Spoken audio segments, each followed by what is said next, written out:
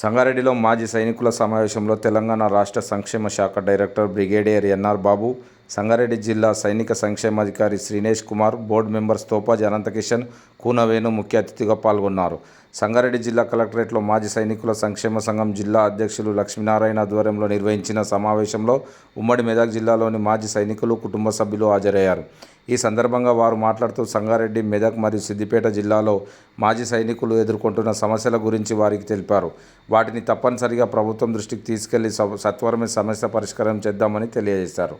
అనంతరం మాజీ సైనికులు మరియు వారి కుటుంబ సభ్యులతో సమావేశం ఏర్పాటు చేసి వారి నుండి నేరుగా సమస్యలు అడిగి తెలుసుకున్నారు. సంగారెడ్డి నందు సైనిక సంక్షేమ భవనం ఏర్పాటు చేయాలని, అది సంగారెడ్డి మాజీ సైనికుల చిరకాల కోరిక అని, అనేక సంవత్సరాల నుండి ఎదురు చూస్తున్నామని మాజీ సైనిక అధ్యక్షులు లక్ష్మీనారాయణ తెలిపారు. మాజీ సైనిక సమస్యలు పరిష్కరించడానికి త్వరలోనే జగ్గారెడ్డి సహకారంతో ముఖ్యమంత్రి రేవంత్ రెడ్డి దృష్టికి తీసుకెళ్తామని తోపాజీ అనంతకిషన్ అన్నారు. రాష్ట్రంలోని అందరూ మాజీ సైనికుల సమస్యలను ప్రభుత్వానికి తెలిపి త్వరలోనే పరిష్కారం అయ్యేలా చూస్తామని మాజీ సైనికులు హామీ ఇచ్చిన బ్రిగేడియర్ ఎన్ఆర్ బాబు. ఈ సమావేశంలో డాక్టర్ కూనవేణు, రాజేందర్ రెడ్డి, మాజీ సైనికులు దశరథ్, వటపత్ర సాయి, సురేందర్ మరియు మాజీ సైనికులు, కుటుంబ సభ్యులు పాల్గొన్నారు.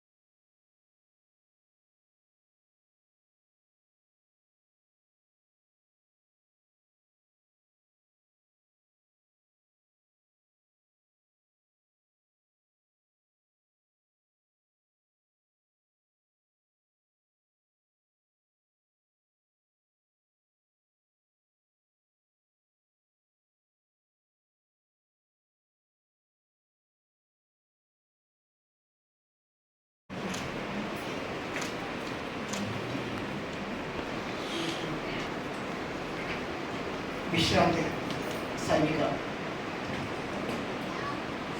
అందరికీ సంగారెడ్డి జిల్లా పక్షాన, సంగారెడ్డి పక్షాన నా హృదయపూర్వక నమస్కారాలు తెలియపరుస్తూ, ఈ కార్యక్రమానికి ముఖ్య అతిథిగా చేసిన ఎన్ఆర్ బాబు గారు, బ్రిగేడియర్, అలాగే జిల్లా ఇన్ఛార్జ్ శ్రీనివాస్ కుమార్ గారు, డిస్టిక్ ఇన్ఛార్జ్ సరస్వతి గారు, వేదికపై ఉన్న సోదరుడు కూనవేణు గారు, అలాగే కూనవేణు సైనిక బోర్డు మెంబర్, అలాగే జిల్లా విశ్రాంతి సైనిక బోర్డు అధ్యక్షుడు లక్ష్మీనారాయణ గారు, అలాగే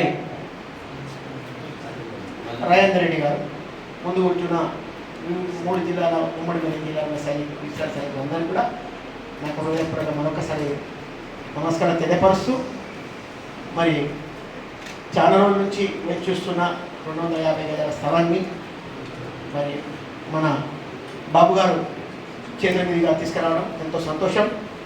మరి ఫస్ట్ ఆఫ్ ఆల్ మన జిల్లాకు సంబంధించిన 250 గజాల స్థలాన్ని దాన్ని సైనిక్ భవన్గా మనం ఏర్పడడానికి ఒక మంచి గొప్ప అవకాశం. మా నాయకుడు జగ్గారెడ్డి గారు, మా నాయకుడు నిర్మల జగ్గారెడ్డి గారి యొక్క ఆదేశాలతో వారికి నిన్ననే సూచించడం జరిగింది. మరి ఆ భవనానికి ప్రభుత్వ పరంగా మా వంతు సహకారం అందిస్తామని చెప్పి నేను మనస్ఫూర్తిగా తెలియపరుస్తున్నాను. మరి చాలా సమస్యలు ఇక్కడ బ్రిగేడియర్కి చెప్పడం జరిగింది, బాబు గారికి చెప్పడం జరిగింది. బ్రదర్ సిద్దిపేట అతను కూడా చాలా వివరంగా చెప్పాడు. రాష్ట్రానికి సంబంధించింది, జిల్లాకు సంబంధించింది, నగరాలకు సంబంధించింది చాలా చెప్పడం జరిగింది. మరి 5 ఎకరాల స్థలాన్ని అన్ని ప్రభుత్వాలు చాలామందికి మీ అందరికీ ఇవ్వడం జరిగింది. సైనికులుగా పనిచేసినందుకు రిటైర్మెంట్లో 5 ఎకరాల స్థలం ఇవ్వడం జరిగింది. దాన్ని ఏ రాష్ట్ర ప్రభుత్వాలు కూడా అమలు చేయలేదు, ఫుల్ఫిల్గా అమలు చేయలేదు. అక్కడక్కడ కొంతమందికి ఇవ్వడం జరిగింది, కొంతమంది ఇవ్వడం కూడా జరిగింది. మరి అంటే నా వ్యక్తిగత మీరు చెప్పదలుచుకున్నా, ఇందులో ఇక్కడ 3 జిల్లాల వాళ్ళు ఉన్నారు కాబట్టి మేము బాబు గారికి ఒక విషయం చెప్తున్నా. మీరు ఒక అన్ని జిల్లాల నుంచి, తెలంగాణ అన్ని జిల్లాల నుంచి ఒక జిల్లా నుంచి 5 మంది 10 మంది అట్లా అందరు సైనికుల నుంచి రాష్ట్ర సీఎం దగ్గరికి, ముఖ్యమంత్రి గారి దగ్గరికి ఒక నివేదిక సమర్పించాలని చెప్పి చెప్తున్నా. ముందుగా నేనైతే నా 3 జిల్లాలకు సంబంధించింది, ఒక జిల్లాకు సంబంధించింది అసెంబ్లీ వ్యవహారాల శాఖ మంత్రి శ్రీధర్ బాబు గారికి మా నాయకుడు జగ్గారెడ్డి గారి తరఫున ఈ 5 ఎకరాల భూమిని ఎందుకు ఇవ్వడం లేదు, మనమైతే 5 ఎకరాలు అడగాలి. మనం ఫస్ట్ 170 గజాలు అడిగితే వాడు 50 గజాలు కూడా ఇవ్వరు మనకు. 5 ఎకరాల భూమిని త్వరగా మాకు ఇచ్చినట్లయితే ఏదైతే జీవో సైనికులకు అయితే ఏదైతే ఇచ్చిండో కేంద్ర ప్రభుత్వం రాష్ట్ర ప్రభుత్వం ద్వారా అది చూపించమని చెప్పాలో అడగాలి. రాష్ట్ర ప్రభుత్వం నిర్ణయం ఏం జరుగుతుందో చూద్దాం తర్వాత. కానీ మేమైతే ఒక కమిటీ ఏర్పాటు చేయాలి, 5 మంది 10 మంది 11 మంది కమిటీ ఏర్పాటు చేయి.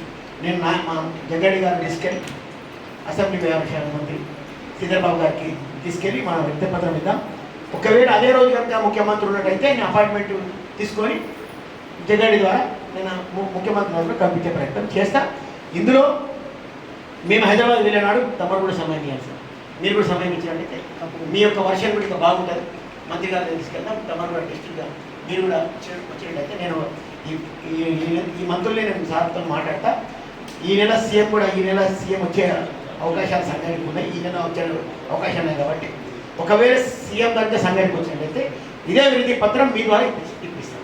ఇదే డైరెక్ట్ దానిని మనం అసెంబ్లీలో రేజ్ చేసే ప్రయత్నం చేపిస్తాం. అసెంబ్లీలో ఈ క్వశ్చన్ అవర్ రేజ్ ప్రయత్నం చేపిస్తే దాని ద్వారా ముఖ్యమంత్రి ఏం సమాధానం చెప్తారో చూద్దాం. ముఖ్యమంత్రి గారు ఏం సమాధానం ఇప్పటివరకు అయితే ముఖ్యమంత్రి ఏం మాట్లాడారు అంటే ఇది ఎక్కడ కూడా ఇవ్వాలి మాట్లాడారు. కాబట్టి మీరు అన్నారు ఇంతకుముందు ఏ గవర్నమెంట్ వచ్చినా ప్లాట్లు అమ్ముతున్నారు. రాష్ట్ర ప్రభుత్వం నడుపుకోవడానికి అన్ని ప్రభుత్వాలు చేస్తాయి, ఒక ప్రభుత్వం కాదు. ఏ ప్రభుత్వం ఉన్నా ఉన్న ల్యాండ్ అమ్మాలి, అమ్మి ఇవ్వాలి. ఎందుకంటే ఇప్పుడు ప్రభుత్వం ఏర్పడిన తర్వాత ఎన్నో సేవా కార్యక్రమాలు చేస్తారు కాబట్టి అమ్మి ఆ వచ్చిన డబ్బునే సేవా పథకాలకు వినియోగిస్తారే తప్ప ఇంకా వేరే సొంతంగా ఉపయోగించారు. కానీ నేనేమంటున్నానంటే 5 ఎకరాలే మనం డిమాండ్ చేద్దాం, ఎక్కడ ప్లాట్ డిమాండ్ చేయొద్దు. అట్లా డిమాండ్ చేసేది ఉంటే ఇక 100-150 గజాలు ఇస్తే చాలామంది దీనికోసం వెయిట్ చేసేవాళ్ళు చాలామంది వెయిట్ చేస్తుంటారు. కాబట్టి నేను నా సొంత అభిప్రాయం చెప్పాను సార్ బాబు గారు. మేము ఇక్కడికి వచ్చినా అక్కడికి వచ్చినా మేము 2 రోజుల ముందులో కూడా చెప్తాం. మీకున్న సమయం మీకు కూడా కేటాయిపిస్తాను. నేను మీరు ఎక్కడ కలవాలి, మీ యొక్క బృందం ఎక్కడ కలవాలో సీఎంతో కలవాలో నేను అది మా అధ్యక్షుడు లక్ష్మీనారాయణ గారికి నేను టైం ఇస్తాను. మీరు 10 మందో 11 మందో మీతో పాటు మీ యొక్క సారథ్యంలో కలిసే ప్రయత్నం సీఎంతో నచ్చిన మా మినిస్టర్తో నచ్చిన చేపిస్తాం. అలాగే జిల్లా ఇన్ఛార్జ్ మంత్రి వివేక్ గారు ఉన్నారు, జిల్లా మంత్రులు దామోదర్ గారు ఉన్నారు. అందరినీ కలిసి ఈ ఫస్ట్ మెమరణం ఇద్దాం. మేము అందరం కలిసి తర్వాత అక్కడికి వెళ్దాం. జిల్లా మంత్రి వర్లకు మేము మెమరణం ఇద్దాం, ఇన్ఛార్జ్ మినిస్టర్ కూడా ఇద్దాం, రాష్ట్ర మంత్రులకు ఇచ్చుకుంటూ మనం అక్కడికి వెళ్దాం. నా సొంత అభిప్రాయం. కాబట్టి మరి ముందు సంగారెడ్డి జిల్లాలో కానీ ఇక్కడ ఈ సైనికులకు ఏదైనా అనుకోని పరిస్థితుల్లో ప్రాబ్లం వస్తే మా బోర్డు మెంబర్గా మేము నలుగురం మేమందరం మీ ముందు ఉంటామని చెప్పి మనసారా కోరుకుంటూ మొన్న మీరు ఏదైతే మీ కార్యక్రమం చేపట్టిండో అది మంచి కార్యక్రమం. అట్లనే అంటే తక్కువ చేసి చూడవద్దు. ఆ కార్యక్రమం ఏదైతే మన ఎవరైనా చనిపోయిన విజయ్ గారు చనిపోతే ఏదైతే మన ద్వారా కొంతమంది చేసి పంపించారు కదా, అట్లా అందరం కలిసి చేద్దాం. ఇంకా దానికి కూడా ప్రత్యేకంగా ఫండ్ కూడా ఏర్పాటు చేయాలి. మనం 500-1000 రూపాయలు 2000 కాకుండా కూడా ప్రత్యేకమైన ఫండ్ ఒకటి ఏర్పాటు చేయాలి. బోర్డు తరఫున ఒక ఫండ్ ఏర్పాటు చేద్దాం. ఆ ఫండ్ ద్వారా అట్లా ఒకరికి సమయం కుదరదు. ఒకటేసారి 40 మంది 50 మంది 60 మంది 1000 రూపాయలు 500 ఇచ్చే బదులు ఒకసారి అతనికి ఈ ఫండ్ ద్వారా 50,000 ఇచ్చేటట్టు చూద్దాం. అది ఎట్లయితే 11 అయితే మీరు చెప్పండి. మా నలుగురు బోర్డు సభ్యులు అందరం కలిసి ఒక నిర్ణయం చేద్దాం. అట్లా ఒకటే బోర్డు ద్వారా 50,000 ఇచ్చినట్టు ప్రయత్నం చేద్దామని చెప్పి కోరుకుంటూ ఈ అవకాశం, ఎందుకంటే ఇప్పుడు మీరు సైనికులుగా మీకు అవకాశం వచ్చింది, కానీ బోర్డు సేవ చేసుకున్న అదృష్టం మాకు వచ్చింది. కాబట్టి మీరు బోర్డు ఎక్కడెక్కడో రాత్రి మగలు ఈ దేశం కోసం పోరాడి ప్రాణాలు కూడా అర్పించిన వాళ్ళు మరి ఈ మాత్రమైన సేవ చేసుకున్న అదృష్టం మాకు ఇచ్చింది. కాబట్టి మరొకసారి మీ అందరికీ చేతులెత్తి నమస్కారం, ధన్యవాదాలు. ఇంకా ఈ అవకాశం ఇచ్చిన సంగారెడ్డి జిల్లా సైనిక్ బోర్డు వాళ్ళకు కృతజ్ఞతలు. జై హింద్. అందరికంటే కూడా విశ్రాంతి సైనికులు చాలా గొప్పలు. మీ అందరూ కూడా హృదయపూర్వకమైనటువంటి ధన్యవాదాలు చేస్తున్నారు. చాలా సంతోషం. సమయం 2:30 అవుతున్నది. ఈ సమయం చాలా సంక్లిష్టమైన సమయం.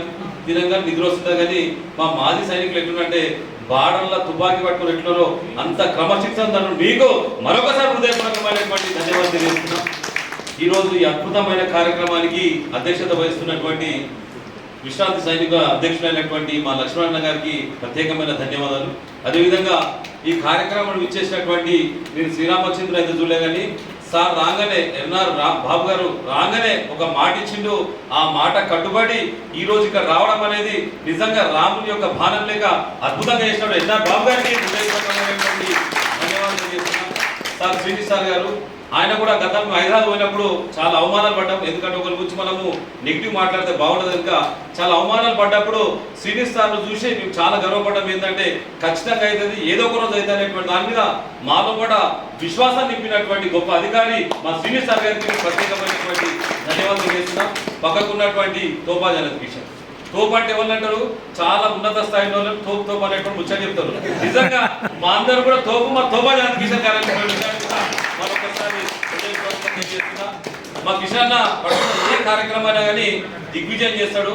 అసలు 250 గజాల గురించి నాకు తెలిసిన మటుకు మనిషి మీద ఒక మొగల మీద 1,20,000 ఎంటుకలు ఉంటాయి. సుమారు ఒక నాకు తెలిసిన మటుకు 30-40 ఎంటుకలు పోయినా తప్ప కానీ పని కాలేనటువంటి పరిస్థితిలో మా తోబా జనంత్ కిషన్ చాలా గట్టిగా పట్టుకొని తూర్పు జయప్రకాష్ రెడ్డి గారిని పట్టుకొని ఏదో ఒక రకంగా తిప్పలవాడి మా లక్ష్మణ మా కిషన్ రెడ్డి గారు వీళ్ళందరూ కలిసి కష్టపడి ఈ రోజు 250 గజాలు సంగారెడ్డి నడిబొడ్డున సాధించినంటే అది మామూలు ముచ్చట కాదు. మాజీ సైనికుల యొక్క గొప్పతనం అనేటువంటి విషయాన్ని కూడా మరొకసారి మీకు అందరూ కూడా హృదయపూర్వకంగా తెలియజేస్తున్నా. పక్కకున్నటువంటి మా రాజేందర్ రెడ్డి అన్న ఆయన కూడా అనేక రకాలైనటువంటి కార్యక్రమం పాల్గొని ఎట్టి పరిస్థితులు పోదామనేటువంటి దాని మీద ఒక రకంగా చెప్పాలంటే మేమైతే యుద్ధం అనేది చూడలేం కానీ హెడ్ ఆఫీస్ లా మా లక్ష్మణ గాని మా వటపల్ సాయన కానీ మా రామ్లన్న కానీ అదేవిధంగా చంద్రశేఖరుడు కానీ మా రాజేంద్ర కానీ వీళ్ళందరూ కలిసి కూర్చొని అక్కడ ఉన్నటువంటి అధికారితో కూడా ఒక యుద్ధ వాతావరణం తీసుకొచ్చేటువంటి పరిస్థితులు. కానీ ఒకటే మనం ఏంటంటే మనం సైనికులం క్రమశిక్షణతో ఉండాలనేటువంటి దాని మీద ఆయన మాట్లాడుతుంటే కూడా మాకు చాలా బాధ అనిపించినా కానీ కడుపులో పెట్టుకొని ఈరోజు ఈ సందర్భంగా మాట్లాడి తప్ప కానీ ఎవరిని కూడా ఇది కాదు. మేము అడుగుతున్నది ఏంది గుంతమ్మ కోరికలు కాదు, మా కుటుంబానికి 250 గజాలు అడుగుతలేము, మా కోసం అడుగుతలేము. మాజీ సైనికులు అంటే దేశం కోసం సర్వస్వం త్యాగం చేసేటువంటి దేవుళ్ళనైతే ప్రత్యక్షంగా ఉండే దేవుళ్ళ యొక్క ప్రతిరూపాలు మన సైనికుల యొక్క భవనం ఉండాలనేటువంటి దాని మీద విశేషం అనేటువంటి విషయాన్ని కూడా మరొకసారి మీకు అందరూ కూడా తెలియజేస్తున్నా. ఈరోజు భారతదేశంలో ఇప్పుడు చాలా ప్రమాదంలో ఉందంటే సార్ గారు తీసుకెళ్తే 3 లక్షల రూపాయలు 71-65 వారి హీరోస్ కూతురు ఆయనకు ఆర్థిక సాయం చేసింది సార్. మన ఎక్స్ సర్వీస్ మ్యాన్ కూతురు కాబట్టి నాకు అంత ఇదిగా అన్నకాగా మా కౌన్సిలర్ గారు చెప్పాను. 2 విషయాలు, నాకు 10 రోజుల లోపల అమ్మాయికి ఇంజక్షన్ కోసం 3 లక్షల రూపాయలు మొన్న శనివారం రోజు ఇచ్చారు. నేను మా जिला सैनिक डायरेक्टर साहब ब्रिगेडियर साहब से भी मैं गुजारिश करूंगा हमारे तरफ से सभी के तरफ से साहब को और एमएलए साहब को और म्युनिसिपल चेयरमैन साहब को सभी को धन्यवाद बोलने के आदेश तक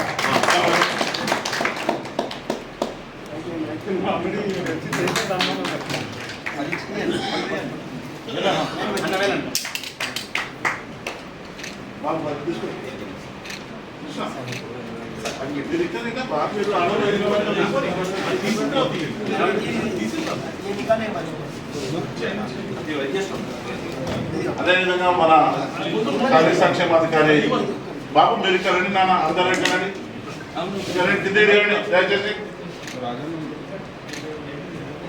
అరే బాయ్ మీకే చెప్తున్నా